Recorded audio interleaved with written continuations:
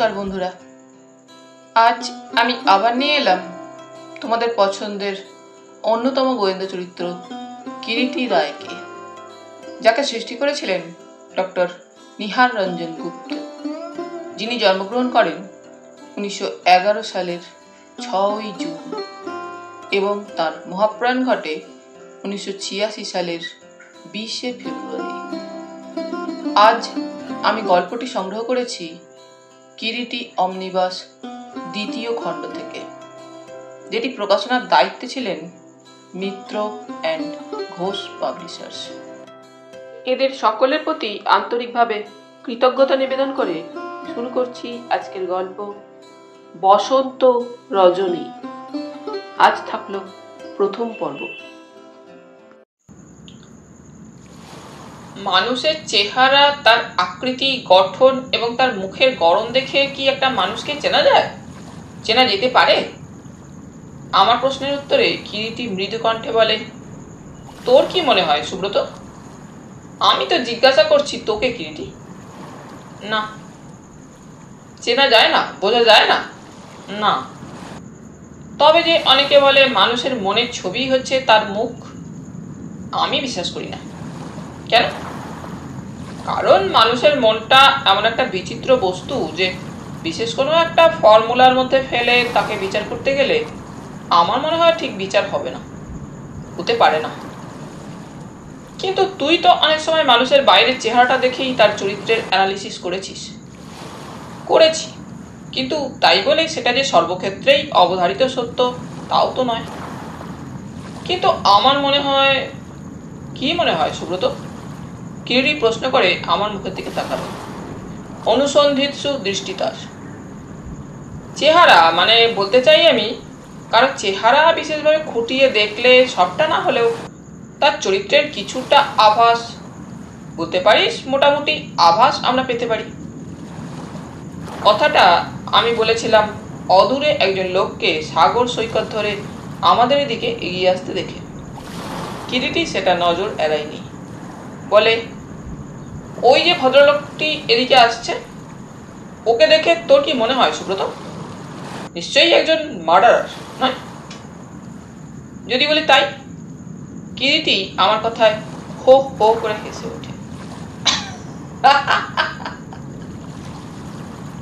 হাসছিস? বললাম আমি। কিন্তু লোকটার দিকে ভালো করে চেয়ে দেখ তো কিরিটি। ওর চেহারার দিকে তাকালে মনে হয় নাকি লোকটা কোল্ড ব্লাডে মার্ডার করতে পারে?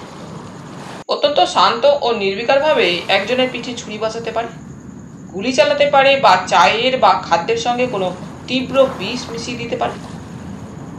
যেহেতু লোকটার চেহারাটা তোর নয়নতৃপ্তিকর হয়নি, প্রথম দৃষ্টিতেই লোকটার চেহারা তোর বিচ্ছিরি লেগেছে, এটাই তো তোর একমাত্র যুক্তি সুব্রত।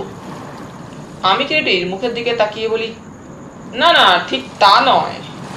তাই অবশ্যই অস্বীকার করবো না যে এমন চেহারা কারো কারো আছে যার দিকে তাকানো মাত্র মনে হয় লোকটা বুঝি যে কোনো ক্রাইম অনায়াসেই করতে পারে, এমনকি হত্যাও। মন ঘিন ঘিন করে ওঠে। অথচ মজা হচ্ছে, খোঁজ নিলে হয়তো দেখা যাবে সম্পূর্ণ বিপরীত। যা মনে হয়েছে আদৌ তা নয়। প্রকৃতিতে লোকটা হয়তো যেমন শান্ত, তেমনই নিরীহ, তেমনই ভীতু। কিন্তু কিরিটি আমাকে বাধা দিয়ে বলে, ঠিক তাই সুব্রত। মানুষের চরিত্র বড় বিচিত্র, বড় দুর্বোধ্য। চেহারার ফর্মুলায় ফেলে সেই দুর্বোধ্যকে সলভ করা যায় না। তারপরেই একটু থেমে বলে, ওই যে ভদ্রলোকটি যাকে দেখে তোর মনে হচ্ছে কোল্ড ব্লাডে লোকটা মার্ডার করতে পারে, মনে হচ্ছে ওকে আমি চিনি। চিনিস? হ্যাঁ। ভদ্রলোক তখন আরো এগিয়ে এসেছেন, হাঁটতে হাঁটতে আমাদের দিকে। কিরিটি তার দিকে চেয়েই বলতে থাকে, ওর নাম কালীপ্রসাদ সরকার, নাম করা একজন জুয়েলার বংশের ছেলে। অমন নিরীহ, অমন গোবেচারা লোক বড় একটা দেখা যায় না। তাছাড়া লোকটা পরম বৈষ্ণব। মানুষ মারা তো দূরে থাক, একটা মাছিও কোনোদিন মারতে পারবে কিনা সন্দেহ।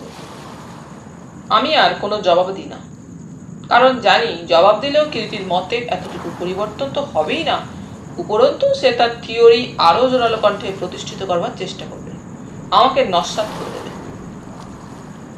তার চাইতে সামনে সাগরের দিকে চেয়ে থাকতে বেশ লাগছে। পুরীর সাগর সৈকতে স্বর্গদ্বারের কাছাকাছি দুজনে বসেছিলাম। সূর্য অনেকক্ষণ অস্ত গিয়েছে, কিন্তু অস্ত গেলেও সাগরের বুক থেকেও আকাশ থেকে আলোটা যেন মুছেও মুছে যায়নি। সমস্ত প্রকৃতি জুড়ে তখনও যেন একটা আলো রেস, থেমে যাওয়া সঙ্গীতের রেসের মতোই শেষ হয়েও শেষ হয়নি। একজন নয়, দুজন, কালী সরকার ও অন্য একজন। ভদ্রলোকেরা আরো এগিয়ে এসেছেন ইতিমধ্যে, এবং কিরিটিকে দেখে কালী সরকার হঠাৎ বলে ওঠে, কিরিটি না? হ্যাঁ, তারপর কালী, তুই এখানে এসো না? এলা, মাঝে মাঝে তো পুরীতে আসি, ওই যে হোটেলটায়। একটা হোটেল দেখায় কালী সরকার আঙুল তুলে। হোটেলটা নতুন এবং চোখ ছলছানো। কালী জিজ্ঞাসা করে, উনি? আমার বন্ধু সুহিত, একমেবা দ্বিতীয়ম, সুব্রত রায়। নমস্কার। কালী সরকার হাত তোলে, আমিও হাত তোলে নমস্কার জানাই। অন্য ভদ্রলোকটি কিন্তু আলাপ করলেন না আমাদের সঙ্গে, কেমন যেন অনিচ্ছুকভাবে আমাদের দিকে মুখ ঘুরিয়ে রইলেন সর্বক্ষণ। অতঃপর দুজনে বালুবেলার দিকে এগিয়ে গেল, একসময় দূরে মিলিয়ে গেল। ক্রমে ক্রমে সেই আলোর শেষ রেসটুকু আকাশ থেকে, প্রকৃতি থেকে মুছে যায়। অন্ধকার নামে চারিদিকে। অন্ধকারে সমুদ্রের ঢেউগুলোর মাথায় শ্বেত ফেনার পুঞ্জ যেন হিংস্র জন্তু ধারালো দাঁতের মতো মনে হয়। একটানা গর্জনে মনে হয় যেন কোনো অবরুদ্ধ জন্তু প্রচন্ড আক্রোশে বসছে। কীর্তির দিকে তাকালাম, মনে হলো সে যেন কেমন একটু অন্যমনস্ক। মনে হলো সে বুঝি কিছু ভাবছে। সমুদ্রের হাওয়ায় চুরুটটা বোধহয় একসময় নিভে গিয়েছিল। কিরিটি ঘুরে বসে নিভে যাওয়া চুরুটটার আবার অগ্নিসংযোগে তৎপর হয়। হঠাৎ কিরিটি আবার কথা বলে, সুব্রত, কি? কালী সরকার লোকটা নিঃসন্দেহে কোল্ড ব্লাডে কাউকে মার্ডার করতে না পারলেও সঙ্গের ভদ্রলোকটির চোখের চাউনি কেন যেন আমার ভালো লাগলো না। ভালো লাগলো না মানে? প্রশ্ন করলাম আমি। চোখের দৃষ্টিটা দেখলি না ভদ্রলোকের? বেশ যেন বিরক্ত, অপ্রসন্ন। মনে হলো যেন কালীর আমাদের সঙ্গে আলাপ করাটা আদৌ তার মনোপুত হয়। হয়তো কি, হয়তো দুজনের মধ্যে বিশেষ কোনো জরুরি কথা হচ্ছিল। হঠাৎ সেই সময় আমরা সামনে পড়ায় এবং কালী সরকার আমাদের সঙ্গে কথা বলায় সে বিরক্ত বোধ করছিল। স্বাভাবিক। শুধু স্বাভাবিক নয়, তার চাইতে হয়তো কি কিছু বেশি। যাকে মুরগে, কালী সরকার আর তার সঙ্গে সেই অপ্রসন্ন লোকটি। বলতে বলতে কিরিটি বালুবেলার উপরে টান টান হয়ে শুয়ে পড়ে, শিথিল অলস ভঙ্গিতে। কিরিটি যাই বলুক, যাই তার থিওরি হোক, কি জানি কেন লোক দুটোর চেহারা কিন্তু মন থেকে কোনো মতেই আমি মুছে ফেলতে পারি না। কালীপ্রসাদ সরকার আর সেই অপ্রসন্ন ভদ্রলোকটি। সে সময় সমুদ্র সৈকতে বায়ু সেবনার্থী অনেক বয়সের অনেক স্ত্রী পুরুষ ছিল, এবং তাদের সেই ভিড়ের মধ্যেও ওদের দুজনকে দূর থেকে দেখেই ওদের দিক থেকে চট করে দৃষ্টি ফিরিয়ে নিতে পারিনি, বিশেষ করে কালী সরকারের দিক থেকে। দুজনেরই পরিধানে স্যুট ছিল। একজনের দামি স্যুট, কোনো নাম করা টেইলার্স শপের তৈরি। অন্যজনের বোধ করি সাধারণ কোনো দোকান থেকে কেনা রেডিমেড স্যুট, একটু ঢিলে ঝলমলে। পরনের দামি স্যুট ছিল কালীপ্রসাদ সরকারের। লোকটার বয়স 45 থেকে 50-এর মধ্যে হবে বলেই মনে হয়। বেশ মোটা, চর্বিযুক্ত, ভারী দেহের গড়ন, রীতিমতো কালো গায়ের বর্ণ, ভারী ঈষৎ চৌকো মুখ, মোটা রোমস ভ্রু, কান দুটো বেশ বড় এবং কান ভর্তি চুল। স্যুট পরা থাকলেও টাই না থাকায় খোলা শার্টের ফাঁক দিয়ে বুকের যে অংশটুকু দৃষ্টিগোচর হচ্ছিল সেটা রীতিমতো রোম। বোঝা যায় মানুষটা রোমস, গায়ে খুব বেশি লোম। হাসলেই উপরের মাড়ি অনেকটা বের হয়ে পড়ে ও সেই সঙ্গে প্রকাশ পায় ঝকঝকে মোটা মোটা এক সারি এলোমেলো দাঁত। আর হাতের থাবা ও আঙুলগুলোই বাকি যেমন চওড়া তেমনি মোটা মোটা ও বলাই বাহুল্য রোমস। লম্বায় লোকটা কিন্তু খুব বেশি নয়, 5 ফুট 2 থেকে 3 ইঞ্চি বেশি কিছুতেই হবে না। অর্থাৎ পুরুষের পক্ষে বেটেই লোকটা। দূর থেকে মনে হচ্ছিল যেন ঠিক এক ভল্লুক থপথপ করে হাঁটছিল। আর তার সঙ্গী সেই অপ্রসন্ন ভদ্রলোকটি কম দামে ঢিলে ঝলমলে পোশাকের মধ্যে দিয়েও যেন তার রূপ, তার সৌন্দর্য ফুটে বের হচ্ছে।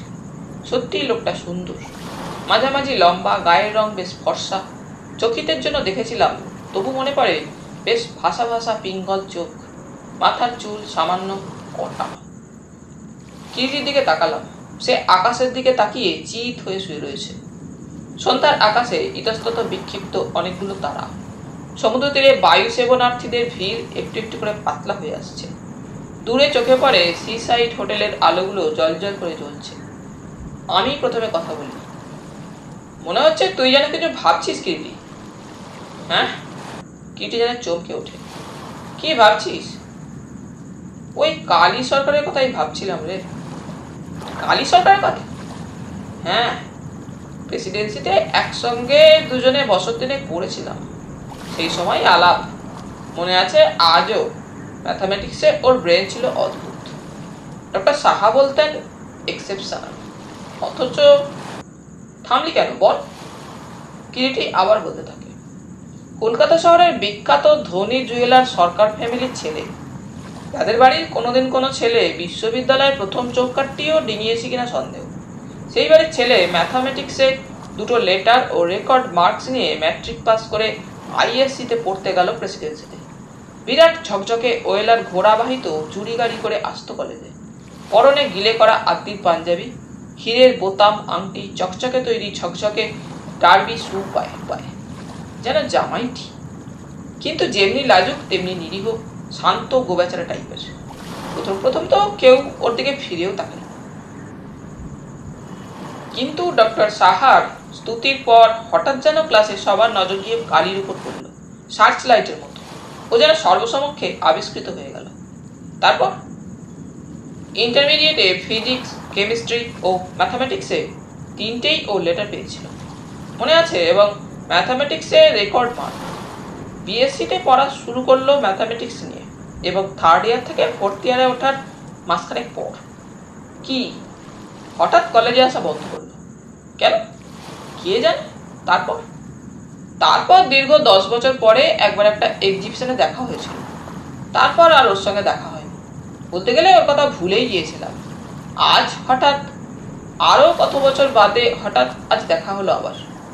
মনে মনে হিসাব করেছিলাম আরো 10 বছর পরে দেখা হলো আজ। বলিস কি? তাই ভাবছিলাম আমি ওকে চিনেছি, যেহেতু ওর মুখের গড়নে কিছু পিকুলিয়ারিটিস ছিল, যা আজও আমার মনে আছে, ভুলিনি, এবং যে জন্য আজ দেখেই ওকে চিনতে পেরেছিলাম। কিন্তু ও আমার সঙ্গে সঙ্গে চিনল কি করে তাই ভাবছি। ও বিশেষ তেমন বদলায়নি চেহারায়, কিন্তু আমি। কিরিটির কথা শেষ হয় না। হঠাৎ কালী সরকারের কণ্ঠস্বর শোনা যায়। কিরিটি? কে? আমি কালী। ফিরে চেয়ে দেখি একা কালী সরকার, সঙ্গের সেই ভদ্রলোকটি নেই। আয় বস, কিরিটি আহ্বান জানায়। না ভাই, বসবো না, হোটেলে ফিরব।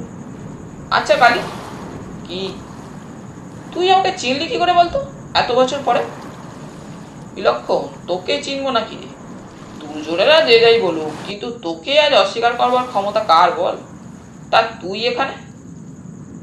কাজকর্ম নেই হাতে, বসে বসে কাটে কাটে বাদ ধরেছি। তাই? সমুদ্র সৈকতে? তা বেশ, বাদ ধরবে হয়তো নোনা হওয়ায়। সেই আশাতেই তো এলাম। কিরিটি এবার জিজ্ঞাসা করে, তোর সঙ্গে সেই তিনি কে? তাকে তো চিনলাম না। আমার বিশেষ পরিচিত বন্ধু, নামকরা মুক্তার ব্যবসায়ী, পাল মার্চেন্ট দোলগোবিন্দ সিকদার। হঠাৎ বেড়াতে বেড়াতে সমুদ্রের ধারে এই কিছুক্ষণ আগে এখানে দেখা হয়ে গেল। তারপর কি করছিস? কিরিটি কালীপ্রসন্নর মুখের দিকে তাকিয়ে এই প্রশ্নটা করে। বলতে গেলে একটা যুগ পরে দেখা। বিজনেস মানে ব্যবসা। কিসের ব্যবসা? জুয়েলারি, হিরে জহরতের। তাহলে শেষ পর্যন্ত অঙ্কশাস্ত্র, ম্যাথামেটিক্স ছেড়ে এই জুয়েলারি ব্যবসাই করতে গেলি? উপায় কি বল? আমাদের 3 জেনারেশন ধরে ওই জুয়েলারির ব্যবসা, তুই তো জানতিস ভাই। তা জানতাম, কিরিটি মৃদু কণ্ঠে বলে। হঠাৎ কিরিটিই প্রশ্ন করে, তা হ্যাঁ রে, তুই তো ওই সিসাইড হোটেলটাতেই উঠেছিস তাই না? ওই হোটেলের ব্যবস্থাটা দেখলাম বেশ ভালো, তাই ওখানেই উঠলাম।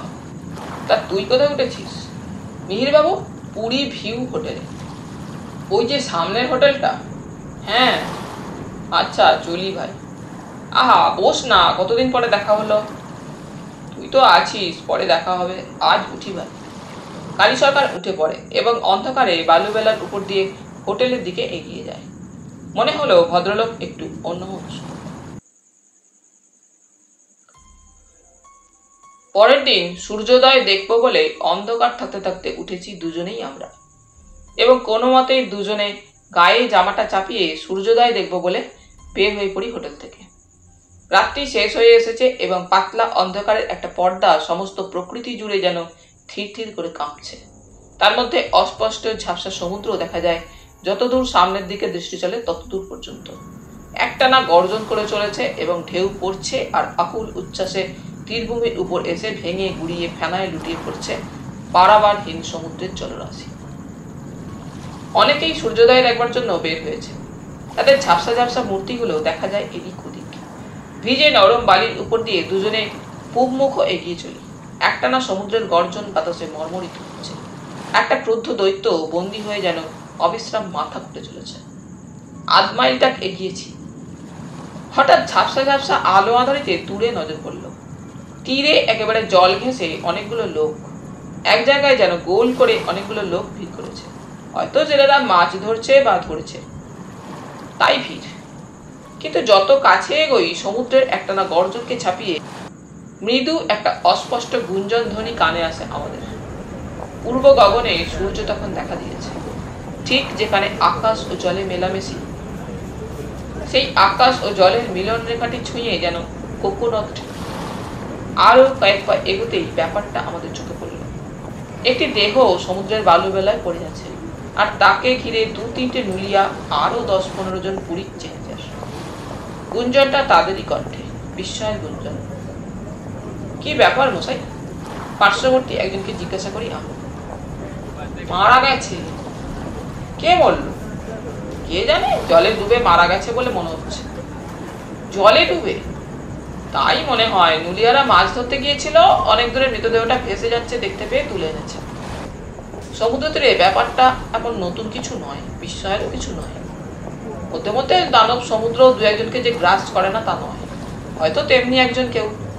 হঠাৎ ওই সময় কিরিটির বিশ্বাসপূরিত কণ্ঠ থেকে উচ্চারিত হয়, এ কি? এই যে দেখছি আমাদের কালী সরকার। কালী সরকার? সঙ্গে সঙ্গে আমি আবার মৃতদেহের দিকে দৃষ্টিপাত করি। 2 পা আরো এগিয়ে যায়। তাই তো, মিথ্যা তো নয়, কালী সরকারই তো। সমুদ্র সৈকতে ভোরের আলো আরো স্পষ্ট হয়ে ফুটে উঠেছে তখন। সে আলোর বালুবেলায় সাহিত্য মৃত কালী সরকারের দেহটির দিকে তাকিয়ে যেন আমরা কয়েকটা মুহূর্ত বোবা হয়ে থাকি। চিৎ করে শোয়ানো বালুবেলার উপর কালী সরকারের মৃতদেহটা, চোখের পাতা বিস্ফারিত, বিস্ময় দৃষ্টি যেন স্থির হয়ে আছে নিষ্পলক স্থির দুটো চোখের তারায়। মাথার চুল এলোমেলো, পরিধানে পায়জামা পাঞ্জাবি, খালি পা, আর বাহাতে সোনার ব্যান্ডের রিস্টওয়াচ বাঁধা। ইতিমধ্যে ভিড় দেখে সেখানে আরো লোক জমতে শুরু করেছে। সবাই বিস্মিত, হতচকিত। একই প্রশ্ন সকলের। তার মধ্যে কেউ কেউ সমবেদনা প্রকাশ করে। কিরিটি পায়ে পায়ে মৃতদেহের একেবারে খুব কাছে এগিয়ে যায়। তীক্ষ্ণ স্থির দৃষ্টিতে চেয়ে চেয়ে কি যেন দেখতে থাকে। কি দেখছে কে জানে। ক্রমেই মানুষের ভিড় 1-2 করে বাড়ছে। হঠাৎ দেখি কিরিটি মৃতদেহের সামনে হাঁটু গেড়ে বসে ঈষৎ ঝুঁকে মৃতদেহে কি যেন লক্ষ্য করছে। আমি একটু এগিয়ে যাই। কিরিটি সোজা হয়ে উঠে দাঁড়ায় এবং কতকটা যেন আত্মগতভাবেই অত্যন্ত মৃদু কণ্ঠে বলে, ওর মুখের দিকে সঙ্গে সঙ্গে আমি তাকালাম ও প্রশ্ন করলাম, কি রে? কিরিটি মৃতদেহের দিকে চোখের ইঙ্গিত করে বলে, দেখ। কি? দেখ, লক্ষ্য করে দেখ ভালো করে কালির গলায়। কি বলে তাকাতেই আমারও নজরে পড়ল। কালো একটা 1/2 ইঞ্চি চওড়া সরু ফিতের মতো দাগ গলায়, ঠিক চিবুকের নিচে। হঠাৎ দেখলে মনে হয় যেন আবছা আবছা একটা কালো ফিতে গলায় জড়ানো। প্রথমে তাৎপর্যটা মনের মধ্যে উদয় হয় না। কিরিটির দ্বিতীয় কথার সঙ্গে সঙ্গে যেন মনের মধ্যে একটা বিদ্যুৎ ঝলক দেয়। স্ট্র্যাঙ্গুলেশন নয় তো? কিরিটি স্বগতোক্তির মতোই যেন ফিস ফিস করে কথাটা উচ্চারণ করে, কিন্তু তৎসত্ত্বেও কথাটা কানে আমার প্রবেশ করেছিল। সত্যি তো। সঙ্গে সঙ্গে মনে দেখা দেয় সন্দেহটা, গলা টিপে হত্যা করে কেউ কালীকে সমুদ্রের জলে রাতারাতি ফাঁসি দেয় তো? সম্ভবত তাই, এবং তাহলে তো ব্যাপারটা নিষ্ঠুর একটা হত্যা। কালী সরকার তাহলে নিহত হয়েছে। হঠাৎ কিরিটির হাতের স্পর্শে ফিরে তাকাই। কি? চল। ভিড় ছেড়ে দুজনে খানিকটা এগিয়ে এলাম বালুর উপর দিয়ে হেঁটে। সূর্যোদয় আর দেখা হয়নি। ইতিমধ্যে সূর্যদেব অনেকটা উঠে গিয়েছে জলসজ্জা ছেড়ে। কিরিটি দেখি হনহন করে ক্রমশ সমুদ্র তীর ছেড়ে পাড়ের দিকে হেঁটে চলেছে। পাড়ে উঠে শহরের দিকে চলেছে। কোথায় চলেছিস? বিজয় মহান্তির ওখানে। সঙ্গে সঙ্গে মনে পড়ল বিজয় মহান্তির সঙ্গে মাত্র পরশুই ঘটনাচক্রে আলাপ হয়েছে। ওখানকার ওসি বিজয় মহান্তি। রিক্সাওয়ালার সঙ্গে ভাড়া নিয়ে গোলমাল হওয়ায় কিরিটি সাইকেল রিক্সাওয়ালাটাকে ধরে নিয়ে সোজা থানায় গিয়েছিল। সেখানেই বিজয় মহান্তির সঙ্গে আলাপ। লোকটি বেশ ভদ্র ও অমায়িক এবং কিরিটির পরিচয়টা দিতে আমাদের সে কি সাদর অভ্যর্থনা। কি সৌভাগ্য আমার, আপনাদের সঙ্গে আলাপ করে যে কি খুশি হলাম। তারপরেই প্রশ্ন করেছিল, নিশ্চয়ই বেড়াতে এসেছেন মিস্টার রায় পুরীতে? হ্যাঁ, এবং সমুদ্র দর্শন, কিরিটি জবাব দিয়েছিল। বেড়ানোটা গৌণ, সমুদ্র দর্শনটাই মুখ্য। আসবেন কিন্তু মাঝে মাঝে। কিরিটি প্রত্যুত্তরে হেসেছিল মৃদু, কোনো জবাব দেয়নি। আমি তো জানি এতকাল খুন, জখম, চুরি, বাটপাড়ি এবং সেই সঙ্গে থানা পুলিশ ঘেটে ঘেটে ওর ওইসবের প্রতি একটা বিতৃষ্ণা জমে গেছে। পারতপক্ষে আজকাল ওইসব স্থানে ও যেন পা দিতেই চায় না। তাহলেও সেদিন থানা থেকে বের হয়ে হোটেলের দিকে যেতে যেতে বলেছিল কিরিটি, মিস্টার কাকতারুয়া মনে হলো বেশ সজ্জন ব্যক্তি, আর এদের ক্ষেত্রে সাধারণত যা হয় তাও নয়, ঘটে কিছু বুদ্ধি ধরে। কাকতারুয়া, সে আবার কোথা থেকে এলো? কেন রে, মহান্তি সাহেবকে কাকতারুয়ার মতোই দেখতে মনে হলো না? সত্যিই তো, বিজয় মহান্তির চেহারাটা মানসপটের সঙ্গে সঙ্গে উদ্ভাসিত হয়ে ওঠে। কাকতারুয়াই বটে। লম্বা দেহের অনুপাতে মাথাটা যেন বড়ই। বিশাল একজোড়া কনক চাপা গোঁফ, সরু সরু হাত পা, ঝলমলে একটা স্যুট পরিধানে, অবলুস কাঠের মতো কালো গাত্রবর্ণ। মিথ্যা বলেনি কিরিটি। ক্ষেতের মধ্যে দান করিয়ে রাখলে কাকতারুয়াই মনে হবে। থানার কম্পাউন্ডে প্রবেশ করতেই বাঁ দিকের মহান্তির কোয়ার্টারের সামনে নজর পড়ল। মহান্তি তার কোয়ার্টারের সামনে পাইচারি করে বেড়াচ্ছে। পরনে একটা সবুজ লুঙ্গি, গায়ে একটা গেঞ্জি, পায়ে হরিণের চামড়ার চটি জুতো। আমাদের এত সকালে থানায় আসতে দেখে মহান্তি যেন একটু অবাকই হয়। তাড়াতাড়ি এগিয়ে এসে অভ্যর্থনা জানায়, আসুন আসুন কিরিটি বাবু, এত সকালে? কি সৌভাগ্য। বাইরের বারান্দায় চেয়ার পাতা ছিল, আমরা সেখানেই বসি। বসুন, চায়ের কথাটা বলে আসি ভিতরে। হন্তদন্ত হয়ে মহান্তি ভিতরে গেল। চায়ের অর্ডার দিয়ে একটা শার্ট গায়ে চাপিয়ে এসে আমাদের মুখোমুখি একটা চেয়ার টেনে নিয়ে বসতে বসতে বললে, এদিকে বেড়াতে এসেছিলেন বুঝি? তা এ সময়টা সমুদ্র তীর ছেড়ে ঘিঞ্জির মধ্যে এই শহরের দিকে? আপনাকে একটা খবর দিতে এলাম মহান্তি সাহেব, কিরিটি মৃদু কণ্ঠে বলে।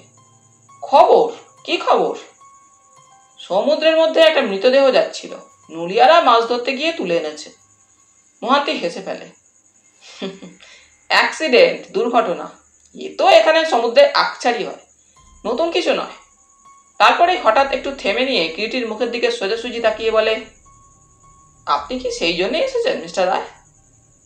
হ্যাঁ, কারণ ব্যাপারটা আমার ধারণায় সাধারণ কোনো একটা অ্যাক্সিডেন্ট বলে যেন মনে হলো না।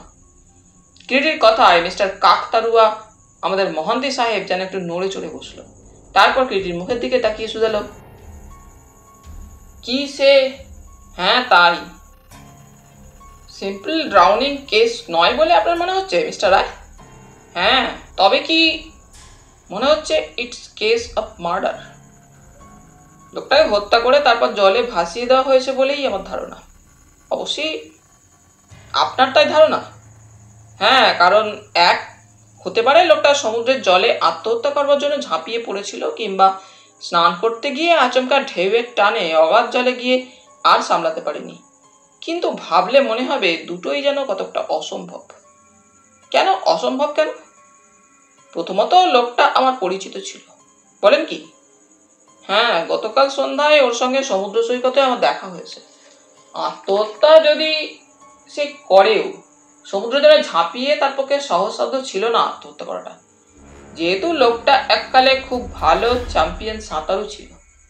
দ্বিতীয়ত, স্নান করতে গিয়ে যদি স্লিপ করে থাকে, সেও নিশ্চয়ই শেষ রাত্রে অন্ধকার থাকতে স্নান করতে যায়নি। কেউ যায় না, বিশেষ করে সমুদ্র স্নানে। তাই যেন আমার মনে হচ্ছে ওকে কেউ হত্যা করেছে। হত্যা করেছে? বলেন কি? হ্যাঁ, অবশ্যই হত্যাকারী হয়তো ভেবেছিল নিঃশব্দে হত্যা করে রাতের অন্ধকারে একবার যদি মৃতদেহটা সমুদ্রের জলে ভাসিয়ে দেওয়া যায়, তার কার্যসিদ্ধি হবে এবং হত্যার সমস্ত প্রমাণ সমুদ্রের জল ধুয়ে মুছে দেবে। কিন্তু মহান্তি কিরিটির মুখের দিকে সপ্রশ্ন দৃষ্টিতে তাকালো। কিরিটি বলে, কিন্তু বেচারির বোধহয় বিধি বাম, সমুদ্র তো বিশ্বাসঘাতকতা করেইছে। মৃতদেহটা বেশি দূরে টেনে না নিয়ে গিয়ে আশেপাশেই কোথাও ভাসছিল, যার ফলে নুলিয়াদের নজরে পড়ে গেল। আর সেই সঙ্গে সেই সঙ্গে মহান্তি তাকালো কিরিটির মুখের দিকে। কিরিটি মৃদু হেসে বলল, কিরিটি রায়ের উপস্থিতি পুরীতে। কিন্তু সেই জন্যও ঠিক নয় মহান্তি সাহেব, আমি এসেছি বিশেষ করে কথাটা আপনাকে জানাতে। একটু আগেই আমি আপনাকে বললাম না, আমি ওকে চিনতাম। লোকটার নাম কালী সরকার, কলকাতা শহরের একজন নামী ও ধনী জুয়েলার। তাই নাকি?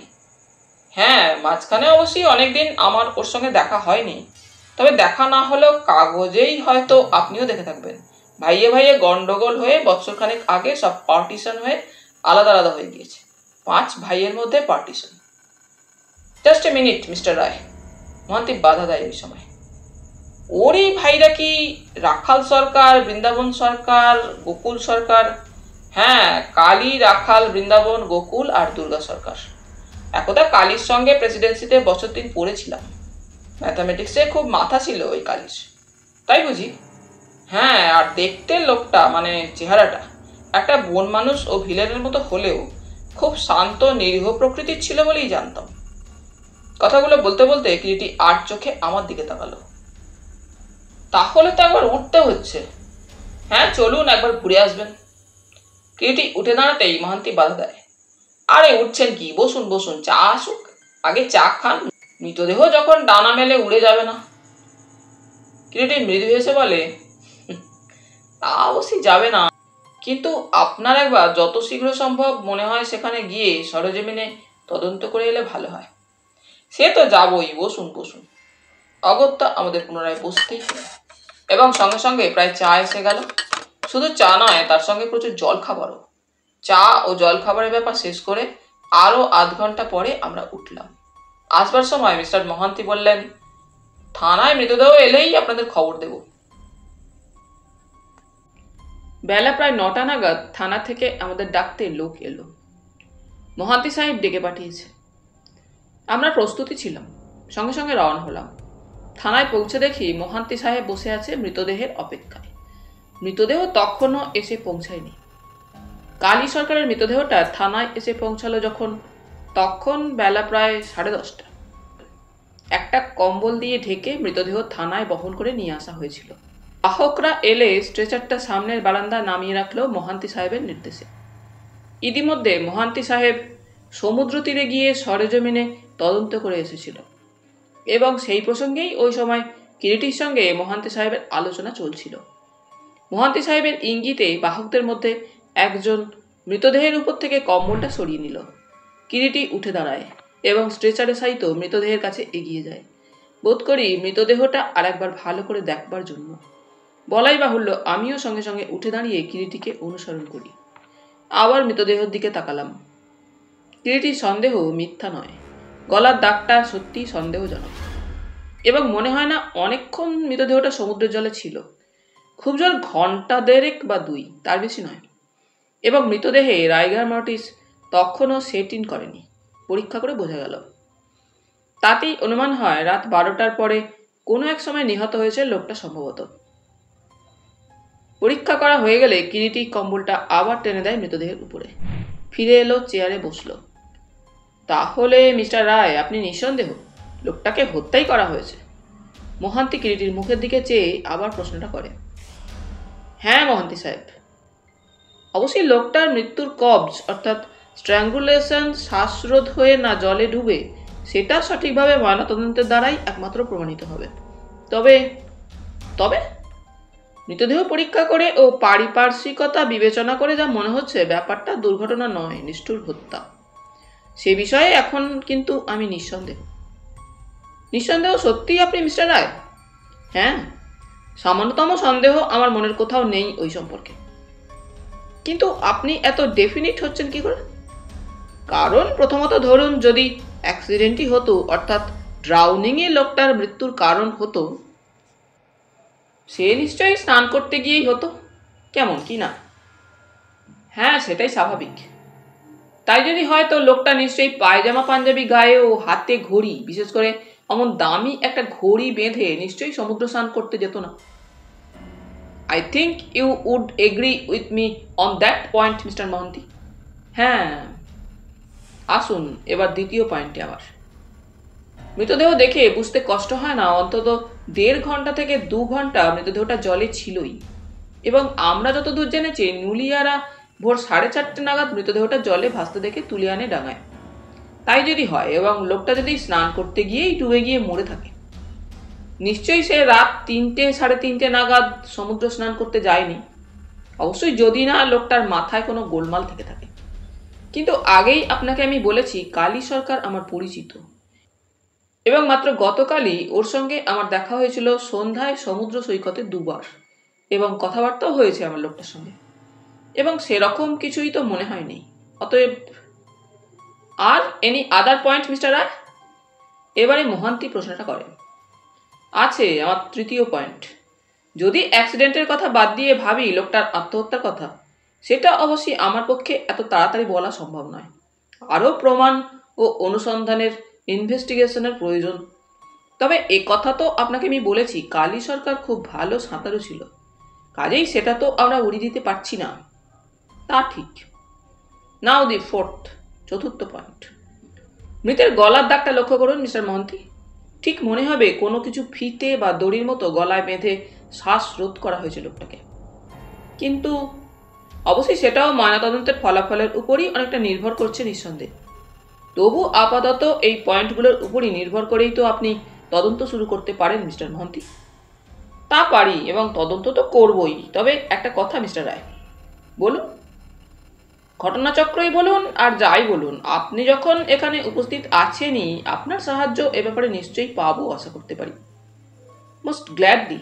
আপনাকে আমার যথাসাধ্য, আমি শুধু নয়, আমরা দুজনেই আপনাদের যথাসাধ্য সাহায্য করব মিস্টার মহান্তি, কথা দিচ্ছি। সত্যি বলছেন তো? সত্যি। তাহলে এবারে কাজের কথায় আসা যাক মিস্টার রায়। নিশ্চয়ই আপনি তাহলে তদন্ত শুরু করব, এবং এখনই। তাই ভাবছি কোথা থেকে শুরু করব। একেবারে মূল স্থান থেকে শুরু করুন মিস্টার মহান্তি, কিরিটি বলে। মূল স্থান? হ্যাঁ, সিসাইড হোটেল থেকে, যেখানে আমরা জেনেছি কালী সরকার উঠেছিল। সিসাইড হোটেল মানে হারাধন, অর্থাৎ হরডন বিশ্বাসের হোটেল। বিজয় মহান্তি তখন সংক্ষেপে পরিচয় দেয় ওই হরডন বিশ্বাস লোকটার ও স্ত্রী রেণুকা বিশ্বাসের। লোকটা খ্রিস্টান, জাতে জেলে, গঞ্জাম জেলাতেই বাড়ি। এক পাদ্রের কৃপায় খ্রিস্টান হয়ে তাঁরই দয়া লেখাপড়া শিখে চাকরি করেছিল রেলেতে।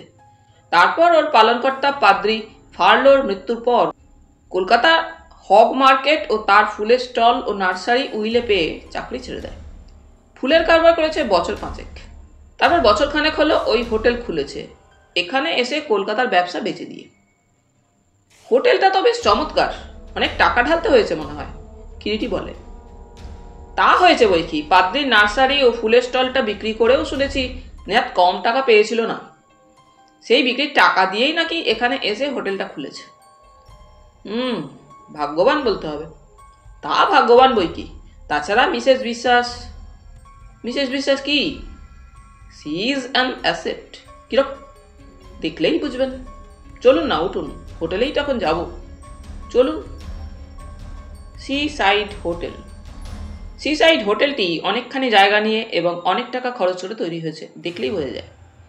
একেবারে বলতে গেলে বিচের ওপর যে রাস্তা, সেই রাস্তার ওপরেই বিরাট গেট, তারপরেই খানিকটা খোলা জায়গা। হোটেলের বাসিন্দাদের ছেলে মেয়েদের খেলবার ব্যবস্থা আছে সেখানে নানা ধরনের। তারপরেই দোতলা বিল্ডিংটি। ভিতরে প্রবেশ করলে বোঝা যায় ইংরেজি অক্ষর ইর প্যাটার্নে তৈরি বাড়িটা।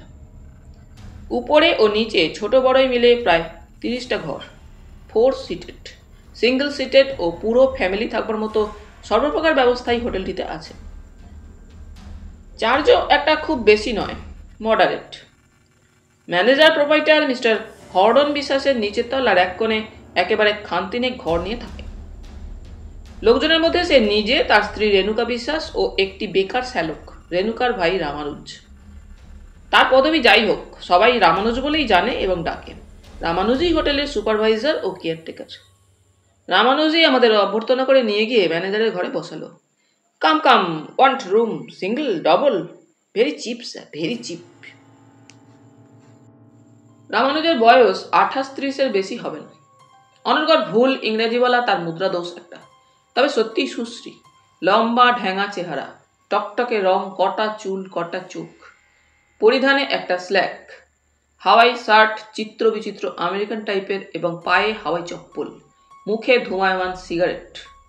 মিস্টার মহান্তি সুদায়, মিস্টার বিশ্বাস কোথায়? Why standing? বসুন না, বসুন। মিস্টার বিশ্বাস মনে হয় থানাতেই গন, এখনই আসবেন, কামিং সুন। কথাটা শুনে আমরা পরস্পরের মুখ চাওয়াচাই করি। মহান্তি বলে, মিসেস বিশ্বাস নেই? হ্যাঁ, কিচেনে আছে, কল হার। হ্যাঁ, তাকে খবর দিন। রামানুজ চলে গেল এবং মিনিট 10 পরেই রেণুকা বিশ্বাস এসে ঘরে ঢুকল। নমস্কার মিস্টার মহান্তি, কি খবর? মিস্টার বিশ্বাস তো থানাতে গিয়েছেন, আপনার কাছে দেখা হয়নি? না, তার আগে আমরা বের হয়ে পড়েছি। ও, তাই বুঝি। হ্যাঁ, তবে বসুন না, এখনই হয়তো এসে পড়বেন। আমরা বসলাম। একটু চায়ের কথা বলে আসি। না না, আপনাকে এই দুপুরে ব্যস্ত হতে হবে না, আপনি বসুন মিসেস বিশ্বাস। মৃদু হেসে মিসেস বিশ্বাস একটা চেয়ার টেনে নিয়ে বসল। পরে পরিচয় জেনেছিলাম মহান্তির মুখে ওই দিনই। মিসেস বিশ্বাসের মিশ্র রক্তে জন্ম। ওর মা ছিল আদিবাসী সাঁওতাল আর বাপ একজন স্কচ মিশনারি ডাক্তার। জন্মসত্ত্বে কিন্তু স্কচ বাপের সব বৈশিষ্ট্যই পেয়েছিল মহিলা। বেটেঘাটা গড়ন রেণুকা বিশ্বাসের, এবং বয়স 40-এর নিচে নয় বলেই মনে হয়। কিন্তু বয়স হলেও বোঝবার উপায় নেই, কারণ ছেলেপিলে না হওয়ার দরুনই বোধ হয় দেহের গড়ন এখনো এ বয়সেও বেশ আঁটোসাঁটো এবং যৌবন যেন সমস্ত দেহে ছড়িয়ে আছে এখনো। রীতিমতো ফর্সা গাত্রবর্ণ, রামানুজের মতোই কটা চুল, কটা চোখ। পরিধানে কিন্তু বাঙালি মেয়েদের মতো ড্রেস করে একটি ভালো শাড়ি পরা, মাথার চুল পরিপাটি করে আঁচড়ানো, খোপায় একটি ফুল গোজা, হাতে চারগাছা করে সোনার চুড়ি। কথাটা মহান্তিকে তুলতে হলো না, মিসেস বিশ্বাসই উত্থাপন করলো। বলল, একটা বড় স্যাড ব্যাপার ঘটে গিয়েছে। কি হলো? আমাদের হোটেলেরই একজন বোর্ডার মনে হচ্ছে গত রাত্রে সমুদ্রের জলে সুইসাইড করেছিল। সুইসাইড? মহান্তি তাকালো মিসেস বিশ্বাসের মুখের দিকে। তাছাড়া আর কি, কিন্তু বুঝতে পারছি না ভদ্রলোক হঠাৎ ওভাবে সুইসাইড করতে গেলেন কেন? অথচ 5-7 দিন এখানে আছেন, খুব সোবার ধীর স্থির বলেই তো মনে হয়েছে ভদ্রলোককে। তবে হঠাৎ সুইসাইড করতে গেলেন কেন? তাই তো বলছি, কিছু মাথামুন্ডু বোঝাই যাচ্ছে না। বলেছিলেন 1 মাস থাকবেন। কোন ঘরে থাকতেন? মহান্তি আবার প্রশ্ন করে। দোতলা দুটো পাশাপাশি ঘর নিয়েছিলেন। সঙ্গে আরো কেউ ছিল বুঝি? না, একাই ছিলেন। বড়লোক মানুষ, তাই হয়তো একটু হাত পা ছড়িয়ে থাকা অভ্যাস। দুটো ঘর হয়তো সেই জন্য নিয়েছিলেন। কিন্তু এদের তো চিনতে পারছি না। আপনার সঙ্গে এরা আমার বিশেষ বন্ধু। ও, তা আপনি কি মিস্টার বিশ্বাসের সঙ্গে দেখা করতে এসেছেন? হ্যাঁ, আপনার হোটেলের বোর্ডার কালী সরকারের ব্যাপারেই। কথাটা শোনার সঙ্গে সঙ্গে লক্ষ্য করলাম রেণুকা বিশ্বাসের কটা চোখের চাউনি যেন হঠাৎ তীক্ষ্ণ হয়ে উঠল এবং পর্যায়ক্রমে আমাদের সকলের মুখের উপর দিয়ে দ্রুত একবার ঘুরে গেল। বুঝলাম ভদ্রমহিলাটি বুদ্ধি ধরে এবং সজাগ।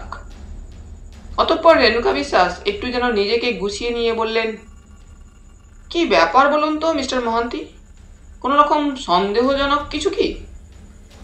তা একটু সন্দেহের কারণ ঘটেছে বই কি মিসেস বিশ্বাস। মিস্টার মহান্তি, এটা আমার হোটেল, 10 জন আসা যাওয়া করছে সর্বক্ষণ এবং 10 জনকে নিয়ে ব্যাপার। সেরকম কিছু হলে বুঝতেই পারছেন হোটেলের একটা দুর্নাম ছড়িয়ে পড়বে। ব্যস্ত হবেন না মিসেস বিশ্বাস, কিরিটি এবার কথা বললে। মিস্টার মহান্তি যথাসাধ্য গোপনেই ব্যাপারটা অনুসন্ধান করবেন এবং আপনার যাতে করে কোনো ক্ষতি না হয় সেটাও উনি দেখবেন বই কি। তবে কি বলুন? বুঝতেই তো পারছেন একটা সন্দেহজনক মৃত্যুর ব্যাপার। সন্দেহজনক মৃত্যু? কি বলছেন আপনি? দুঃখিত আমরা মিসেস বিশ্বাস। মহান্তি এবারে বলে, কালী সরকারের মৃত্যুর ব্যাপারে সত্যি খানিকটা সন্দেহ রয়েছে আমাদের ধারণা। সন্দেহ? দুর্ঘটনা মানে সুইসাইড নয় বলেই তাহলে আপনাদের ধারণা? হ্যাঁ, দুর্ঘটনা অবশ্যই, তবে সুইসাইড কিনা সত্যি সত্যি এখনো সেটা প্রমাণ সাপেক্ষ।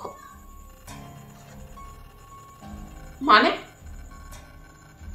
বুদ্ধিমতী আপনি, কিরিটি বলে। আপনি ভেবে দেখুন না, আপনি যা যা একটু আগে কালী সরকার সম্পর্কে বললেন, তাতে করে লোকটা হঠাৎ বলা নেই কওয়া নেই সুইসাইড করে বসবে, সেরকম কিছু বলে কি আপনার মনে হয়? না।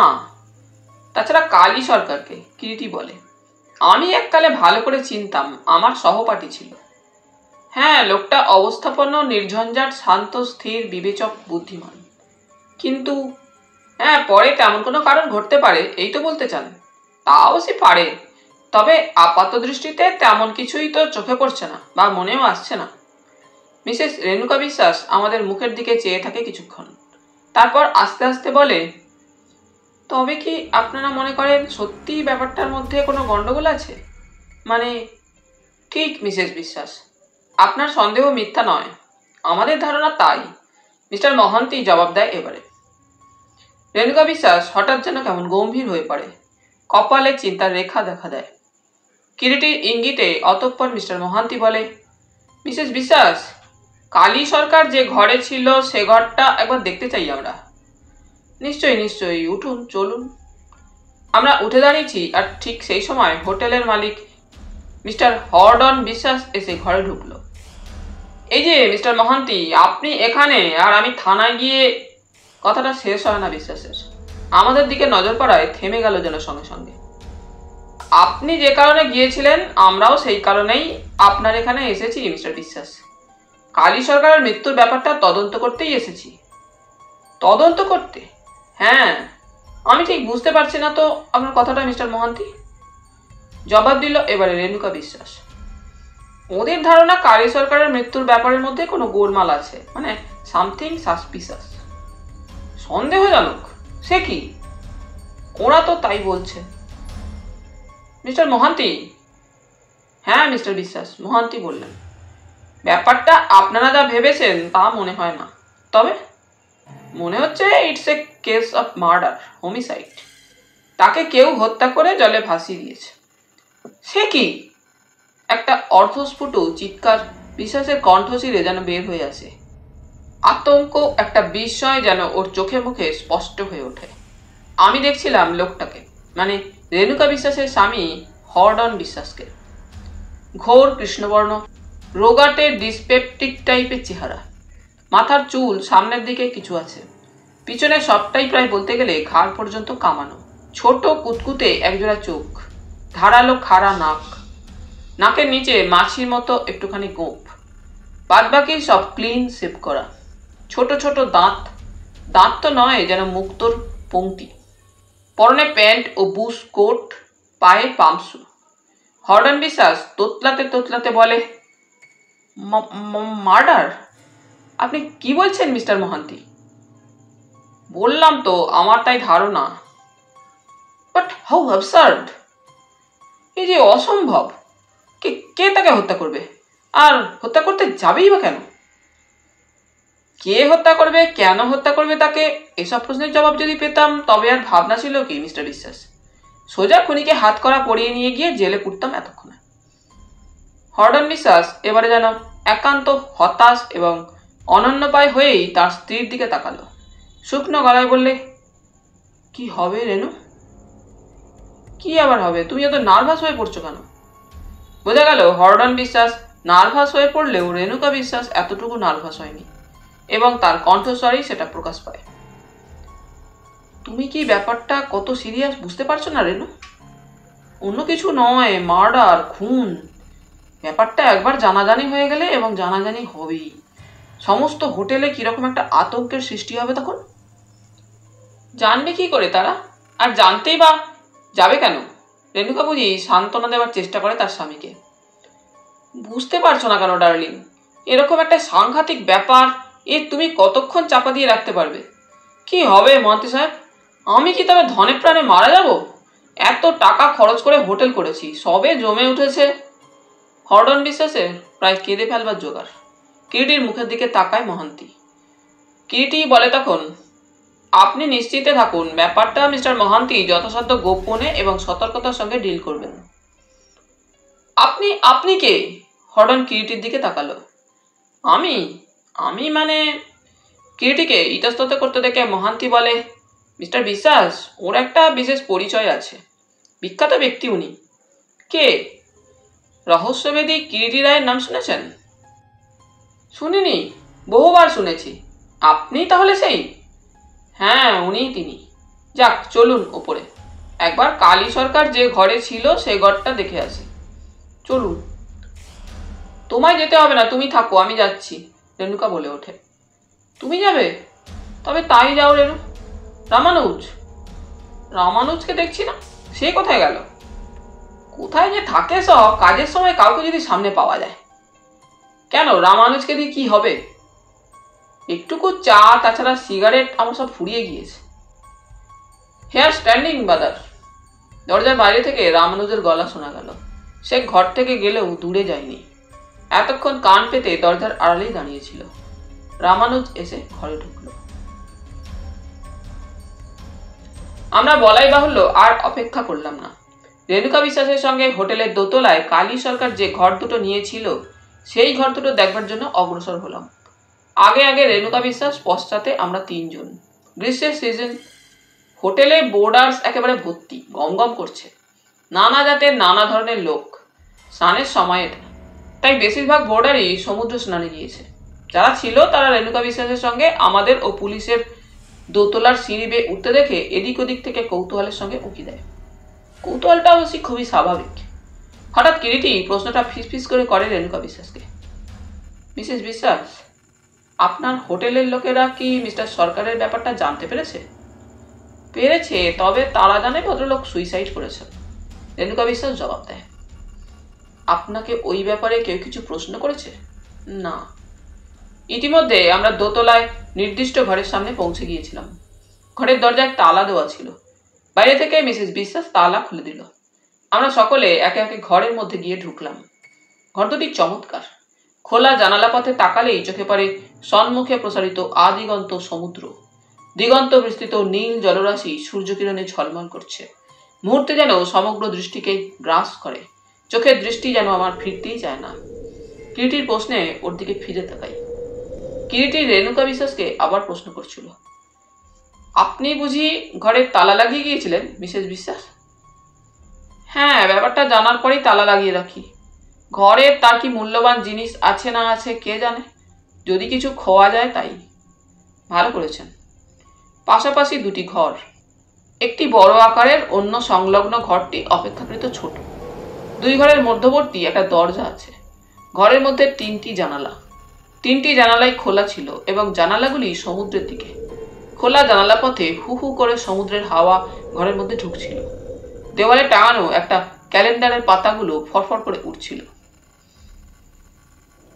কিরিটি ঘরের চারিদিকে দৃষ্টিপাত করে দেখতে থাকে। আমি একটা জানালার সামনে গিয়ে দাঁড়ালাম। হু হু করে সমুদ্রের হাওয়া আসছে ঘরে। সামনে যতদূর দৃষ্টি চলে, বালু বেলার পরেই আদিগন্ত সমুদ্র প্রখর সূর্যকিরণে নীল মরকতমণির মতো যেন জ্বলছে। বেলা প্রায় 11:30 হবে। অসংখ্য স্নানার্থী সমুদ্রের তটে ও জলে। ঘরের মধ্যে আসবাবপত্র সামান্যই। একধারে একটি খাটে শয্যা বিস্তৃত, তার পাশে একটি টেবিল, একটি কাঠের চেয়ার ও একটি ক্যাম্বিসের ইজি চেয়ার। ইজি চেয়ারটার উপরিভাগে একটি তোয়ালে বিছানো, মাথার তেল লাগবার ভয়ে বোধ হয়। টেবিলের উপরে কিছু ইংরাজি বাংলা ম্যাগাজিন ও খান দুই মোটা মোটা হায়ার ম্যাথামেটিক্সের বই। এক পাশে একটা বড় চামড়ার দামি সুটকেস এবং তার উপর একটা অ্যাটাচি কেস। পাশেই দুজোড়া জুতো, একজোড়া কাবুলি চপ্পল, আর একজোড়া চপ্পল আমাদের চোখে পড়লো খাটের ঠিক সামনেই। মনে হয় যেন কেউ চপ্পল জোড়া পা থেকে খুলে রেখে দিয়েছে। শয্যাটার দিকে তাকালে মনে হয় সেটা ব্যবহৃত হয়েছে। শয্যার চাদরটা কুঁচকে রয়েছে। মধ্যবর্তী দরজার কভার দুটো এদিক থেকে বন্ধ, শিকল তোলা ছিল। পাশের ঘরে গিয়ে দরজার শিকল খুলে ঢুকলাম আমরা। সে ঘরের ব্যবস্থাও ঠিক পাশের ঘরের অনুরূপ, কেবল শয্যাটি সুজনি দিয়ে ঢাকা এবং সেই শয্যার উপরে একটি রবারের বালিশ, একটা 777 সিগারেটের কৌটো, একটা কাঁচের অ্যাস্ট্রে ভর্তি সিগারেটের টুকরো ও ছাই, আর একজোড়া তাস। সেই ঘর থেকে বেরোবার দরজাটা বন্ধই ছিল। দরজাটা খোলবার চেষ্টা করে খুলতে না পেরে কিরিটি রেণুকা বিশ্বাসের দিকে তাকিয়ে আবার প্রশ্ন করে, দরজাটা বুঝি বাইরে থেকে বন্ধ? হ্যাঁ, বাইরে থেকে তালা দেওয়া। মিস্টার সরকারই বলেছিলেন তালা দিয়ে দিতে। এ দরজাটা তো তিনি ব্যবহার করতেন না। সে তালার চাবি? কিরিটি প্রশ্ন করে। একটা মিস্টার সরকারের কাছে ছিল, একটা আমাদের হোটেলের কিবোর্ডে আছে। আনবো? রেণুকা বিশ্বাস কিরিটির মুখের দিকে তাকালো। না, থাক এখন। কিরিটি এদিক ওদিক তার স্বাভাবিক তীক্ষ্ণ দৃষ্টি দিয়ে দেখতে দেখতে হঠাৎ খাটের দিকে এগিয়ে যায়। তাসের প্যাকেটের পাশেই একটা সাধারণ এক্সারসাইজ খাতা ও একটি বল পয়েন্ট দামি বিলিতি পেন্সিল চোখে পড়ে। কিরিটি হাত বাড়িয়ে খাতাটা তুলে নিল। খাতার অনেকগুলো পাতায় নানা ধরনের হিসাব লেখা, হিসাবের অঙ্ক কষা, নানা অঙ্কের ফিগার, সবই ইংরেজিতে। আনমনে খাতার পাতাগুলো উল্টাতে উল্টাতে হঠাৎ এক জায়গায় যেন মনে হলো কিরিটির চোখের দৃষ্টি স্থির হয়ে গেল। দু চোখে অনুসন্ধিৎসার আলো। কৌতূহলে এগিয়ে গেলাম ওর পাশে, কিন্তু তার আগে খাতাটা মুড়ে কিরিটি জামার পকেটে রেখে দিল। তারপরে রেণুকা বিশ্বাসের দিকে তাকিয়ে মৃদু কণ্ঠে ডাকে, মিসেস বিশ্বাস, বলুন। আপনাদের মানে আপনাদের স্বামী স্ত্রীর সঙ্গে কি কালী সরকারের পূর্বে কোনো পরিচয় ছিল কোনো সূত্রে? হঠাৎ যেন একটু চমকে ওঠে রেণুকা বিশ্বাস কিরিটির আকস্মিক প্রশ্নে। বলে, পরিচয়? হ্যাঁ, পরিচয় কি ছিল? না তো। কখনো কোনো পরিচয় ছিল না? না। এই হোটেলে তাহলে তার সঙ্গে আপনাদের প্রথম পরিচয়? হ্যাঁ।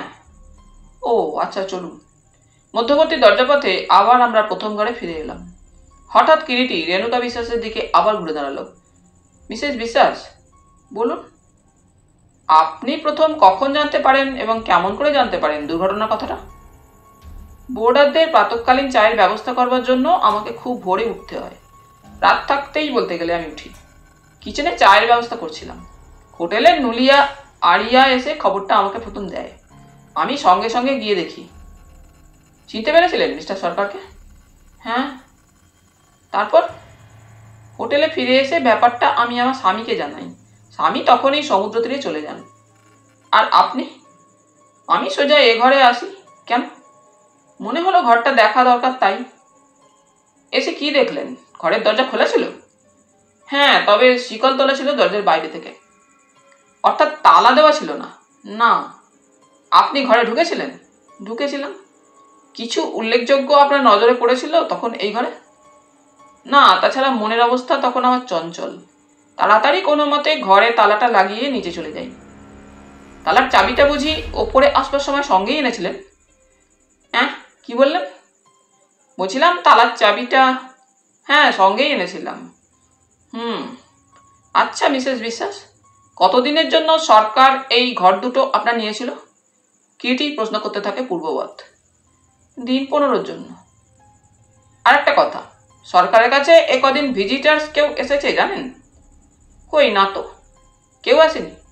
না, অন্তত এলেও আমার নজরে পড়েনি, আমি জানতেও পারিনি। তাছাড়া আসবে কি, লোকজন উনি বড় পছন্দই করতেন না। ঘর কোনো ধরনের লোকটি ছিলেন বলেই মনে হয়।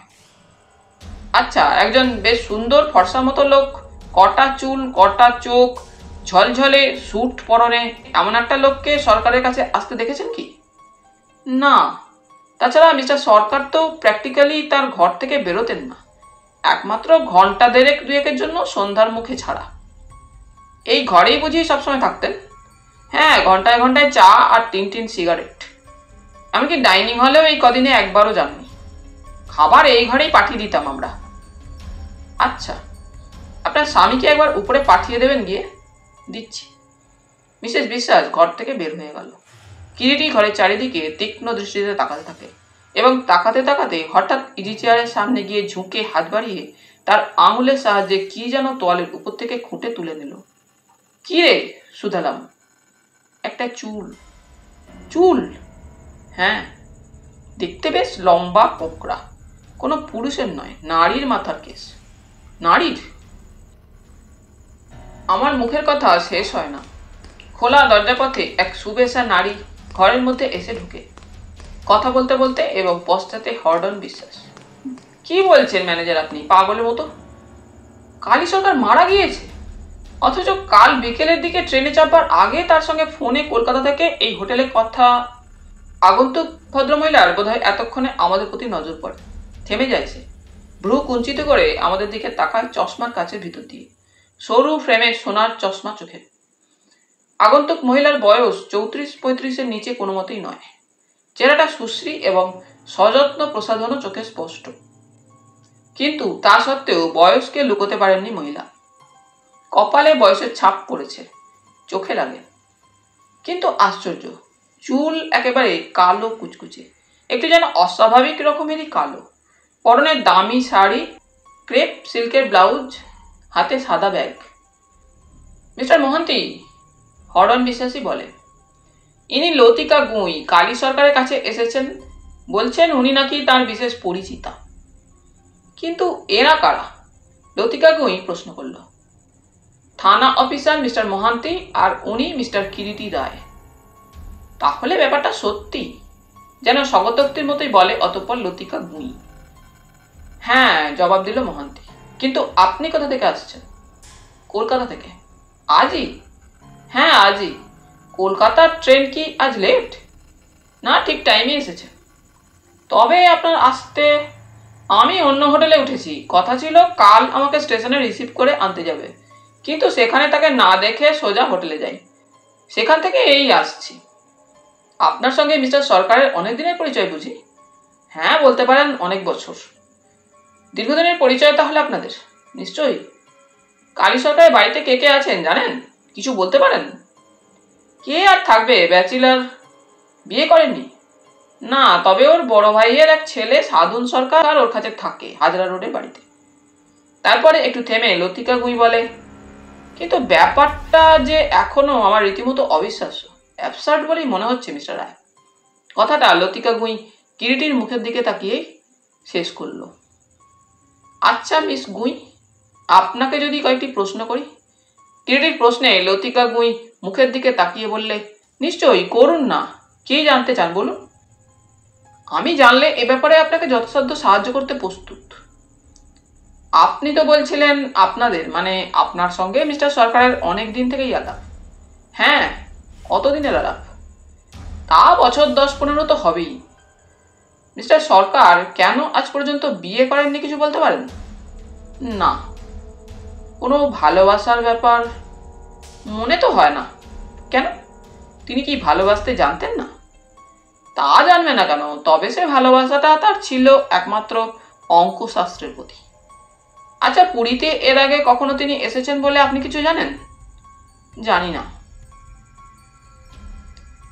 কিরিটি আবার জিজ্ঞাসা করে, আপনি বলছিলেন না আপনার সঙ্গে গতকাল বিকেলে কালী সরকারের ফোনে কথাবার্তা হয়েছিল? হ্যাঁ, বললাম তো। তার সঙ্গে আপনার কি কথা হয়েছিল লতিকা দেবী? সঙ্গে সঙ্গে লতিকা গুঁইয়ের ভ্রু দুটো কুঁচকে ওঠে। সে বলে, কেন বলুন তো, আপনার তার কি দরকার? প্রয়োজন আছে বলেই উনি কথাটা জিজ্ঞেস করছেন মিসেস গুঁই, জবাব দিল এবারে মোহান্তি। কোনো দরকারই থাকতে পারে না ওর সে কথায়। তাছাড়া সে আমাদের নিজস্ব প্রাইভেট কথা, সেসব ওকে বলতে যাবই বা কেন? আর উনি বা কোন যুক্তিতে শুনতে চান?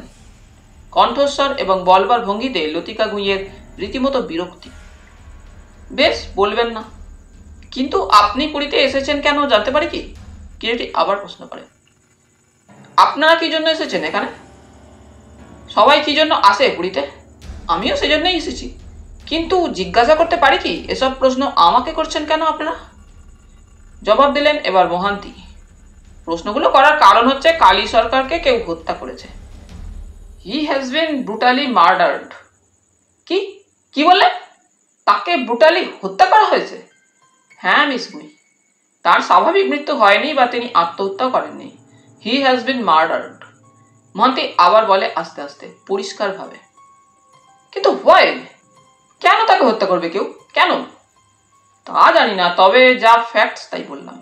মোহান্তি আবার বলে, কিন্তু আপনি মিস্টার সরকারের সঙ্গে যখন এত পরিচিত, তখন এখানে এসে এই হোটেলে না উঠে অন্য হোটেলে উঠতে গেলেন কেন? লতিকা মোহান্তির ওই প্রশ্নে একবার অদূরে দণ্ডায়মান হরডন বিশ্বাসের দিকে তাকালো। তারপর বললে, এই হোটেলটা আমার একটুও পছন্দ হয় না। কেন? হোটেলটা নতুন হলেও বেশ সুনাম হয়েছে ইতিমধ্যে। হোক, but I hate that woman. আমি ওই স্ত্রীলোকটিকে ঘৃণা করি। কোন স্ত্রীলোকটি? কার কথা বলছেন? কাকে ঘৃণা করেন আপনি? কিরিটি এবার প্রশ্ন করে, দ্যাট রেণুকা বিশ্বাস এই হারাধন বিশ্বাসের স্ত্রীকে? কেন, ভদ্রমহিলা তো। থামুন, ভদ্রমহিলা, শি ইজ এ ভাইপার। আপনি তাহলে মিসেস বিশ্বাসকে চেনেন লতিকা দেবী? চিনি না আবার? হাড়ে হাড়ে চিনি। কতদিনের জানাশোনা আপনাদের? তা দিয়ে আপনার প্রয়োজনটা কি শুনি? আমি চললাম বলেই অতর্কিতে লতিকা গুঁই যেন সমস্ত কিছুর উপরে জবনিকাপাত ঘটিয়ে দ্রুত ঘর থেকে বের হয়ে গেল। আমরা সবাই ঘরের মধ্যে স্তম্ভিত হতভম্ব। কিরিটি প্রথম কথা বলে, মিস্টার মহান্তি, আপনি চট করে নিচে যান। সঙ্গে যে প্লেন ড্রেস কনস্টেবল আছে তাকে বলে আসুন টু কিপ অ্যান আই, ওর ওপরে যেন দৃষ্টি রাখে। মিস্টার মহান্তি তাড়াতাড়ি নিচে চলে গেল। কিরিটি এবারে হরডন বিশ্বাসের দিকে তাকিয়ে বলে, আপনারা ওকে চেনেন মিস্টার বিশ্বাস? হ্যাঁ, মৃদু কণ্ঠে জবাব দেয় হরডন বিশ্বাস। আপনাদের কতদিনের পরিচয়? আমার সঙ্গে ঠিক পরিচয় নেই মিস্টার রায়, পরিচয় আমার স্ত্রীর সঙ্গে। মানে যে স্কুলে লতিকা টিচারি করে সেই স্কুলেই আমার স্ত্রী রেণুকা একসময় বছরখানেক চাকরি করেছিল, সেই সময় ওদের পরস্পরের পরিচয়। লতিকা দেবী তাহলে একজন স্কুল টিচার? হ্যাঁ। কোন স্কুলের? জগমোহিনী সরকার গার্লস হাই স্কুল, বউবাজারে। স্কুলটার সঙ্গে কি কালী সরকারের কোনো সম্পর্ক? স্কুলটা তো ওর মায়ের নামে ছিল, আর কালী সরকার তো সেই স্কুলের সেক্রেটারি। আই সি, তাহলে দেখছি আপনিও আপনার স্ত্রী কালী সরকারকে বেশ ভালোভাবেই চিনতেন। হ্যাঁ মানে, কিন্তু আপনার স্ত্রী, কিরিটি ওর মুখের দিকে তীক্ষ্ণ দৃষ্টিতে তাকিয়ে বলে, বলছিলেন আপনারা নাকি কালী সরকারকে আদৌ জানতেন না? সঙ্গে সঙ্গে জবাব দেয় হরডন বিশ্বাস, ঠিক ঠিক বলেছে তো রেণুকা, ঠিকই বলেছে। ঠিকই বলেছেন? হ্যাঁ মানে এখানেই তো এবারে পরিচয় আমাদের সঙ্গে ওর। তাই যদি হবে তো ওর জীবনের অত কথা জানলেন কি করে আপনি? বুঝলেন না, ভদ্রলোক খুব মিশুকে ছিলেন তো, দুজনে আমাদের সন্ধ্যার পর খুব গল্প হতো, গল্পে গল্পেই সব বলতেন, বলেছেন। মিস্টার বিশ্বাস বলুন। আমি যদি বলি আপনি সত্যকে গোপন করবার চেষ্টা করছেন? না না, সে কি, তা কেন, তা কেন? হ্যাঁ, আপনি বলছেন আপনি ও মিস্টার সরকার প্রত্যহ সন্ধ্যার সময় গল্প করতেন, অথচ আপনার স্ত্রী বলে গেলেন তিনি কারো সঙ্গে বড় একটা মিশতেনই না। তাছাড়া মাত্র কদিন তো এসেছিলেন তিনি, এর মধ্যেই এত ঘনিষ্ঠতা আপনাদের হওয়াটা কি একটু অস্বাভাবিক নয়, যে তার জীবনের গোপন কথা পর্যন্ত আপনাকে বলে ফেলবেন? না মানে, থাক, বুঝতে পেরেছি, আপনাকে আর কিছু বলতে হবে না, কিরিটি বাধা দেয়। হরডন বিশ্বাস যেন একটু বিব্রত হয়েই অতঃপর চুপ করে থাকে। কিরিটি একটু থেমে আবার প্রশ্ন করে পূর্বের মতো হরডন বিশ্বাসকে, আচ্ছা মিস্টার বিশ্বাস, আপনি যে বললেন আপনার স্ত্রী জগমোহিনী স্কুলের টিচার ছিলেন, সেটা কবে, কতদিন আগে? আমাদের বিয়ের আগে। বিয়ের আগে মানে কতদিন আপনাদের বিয়ে হয়েছে? বছর তিনেকের কিছু বেশি, মাস 2-3 হবে মাত্র। হ্যাঁ, আই সি, যাকগে সে কথা। আপনাকে আমি ডেকেছিলাম একটা কথা জানতে মিস্টার বিশ্বাস। বলুন। আচ্ছা, একজন বেশ সুন্দর মতো লোক, ফর্সা রং, কটা চুল, কটা চোখ, ঝলঝলে একটা স্যুট পরনে, কোনো সময় কালী সরকারের কাছে আসতে দেখেছেন কি? না। মনে করে দেখুন। না, কালী সরকার কারোর সঙ্গে দেখা করতেন না, বেরোতেন না, সন্ধ্যায় ঘন্টা 1.5-2 জন্য ছাড়া। বেশ, কালী সরকারের কাছে না হোক, আপনার হোটেলে বর্তমানে যেরকম ডেসক্রিপশন একটু আগে দিলাম, সেরকম কোনো বোর্ডার আছেন বা কেউ? না না, কই সেরকম তো বোর্ডার নেই বর্তমানে আমার হোটেলে। এবারে যেন একটু সংযত হয়ে কথাগুলো ধীরে ধীরে থেমে উচ্চারণ করে হরডন বিশ্বাস। আপনি ওই রকমের দেখতে কোনো লোককে হোটেলে না হোক পুরী শহরে বা বাজার হাট এদিক ওদিক যাতায়াত করেন, আপনার চোখে পড়েছে? কিরিটি আবার প্রশ্ন করে। কই না, মাথা নাড়ে হরডন বিশ্বাস। আচ্ছা, এবারে আপনি তাহলে যেতে পারেন। যাব? হ্যাঁ, যান। হরডন বিশ্বাস চলে যাওয়ার জন্য দরজার পথে ঘরের বাইরে গিয়েও সঙ্গে সঙ্গে আবার ফিরে আসে। মনে হলো সে যেন কিছু বলতে চায়। কি হলো, কিছু বলবেন? কিরিটি পুনরায় প্রশ্ন করে। না মানে বলছিলাম কি। বলুন, থামলেন কেন? আপনাদের এভাবে হোটেলে আসায় মনে হচ্ছিল যখন এ ঘরে আসি, হোটেলের অন্যান্য বোর্ডারদের মনে হয় কিছুটা সন্দেহ, ভয় দেখা দিয়েছে। তা একটু তো হবেই মিস্টার বিশ্বাস, তবে পুলিশের দিক থেকে বেশি হইচই করা হবে না, আপনি নিশ্চিন্তে থাকতে পারেন, কিরিটি আশ্বাস দেয়।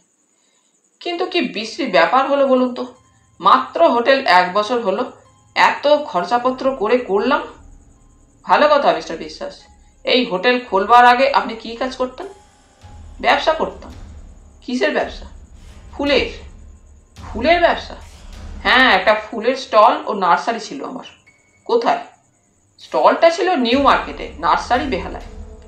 সে ব্যবসা কতদিন করেছেন? তা ধরুন বছর 5 হবেই। সে ব্যবসা করেছিলাম, আসলে ব্যবসাটা ছিল আমাকে যে পাদ্রী মানুষ করেন তাঁরই। তার মৃত্যুর সময় ব্যবসাটা তিনি আমাকেই দিয়ে যান। ব্যবসাটা লাভের ছিল নিশ্চয়ই? তা ছিল। তা সে লাভবান ব্যবসা ছেড়ে দিয়ে হঠাৎ এই পুরী শহরে এসে হোটেল খুললেন কেন? ইতিমধ্যে মহান্তি ঘরে ফিরে এসেছিল। প্রশ্নটা সেই করল। আমার স্ত্রীর অনেকদিন থেকে একটা হোটেল খোলবার ইচ্ছা ছিল, তাই স্কুলে চাকরি ছেড়ে দিয়ে কিছুদিন গোপালপুর অন সিতে একটা ইউরোপিয়ান হোটেলে সুপারভাইজারের কাজ করছিল। তাই ধারণা হয় কোনো ভালো জায়গায় সমুদ্রের ধারে বা পাহাড়ে ভালো করে একটা হোটেল খুলতে পারলে প্রচুর আয় হতে পারে। তাই এই হোটেল। হ্যাঁ, সেই ব্যবসা বিক্রি করে দিয়ে এই হোটেল করেছি আমরা। হোটেলের এই বাড়ি আপনাদের? হ্যাঁ, একটা ছোট বাড়ি ছিল। বাড়ি সমেত জায়গাটা কিনে নিয়ে এক্সটেনশন করিয়ে নিয়েছি। বেশ খরচা পড়েছে নিশ্চয়ই? হ্যাঁ পড়েছে, কিন্তু ওসব খবর আমি ঠিক বলতে পারবো না মিস্টার মহান্তি। আমার স্ত্রী সব কিছু করেছে, সেই সব জানে, বলতে পারবে। অতঃপর তখনকার মতো আমরা বের হয়ে গেলাম সি সাইড হোটেল থেকে।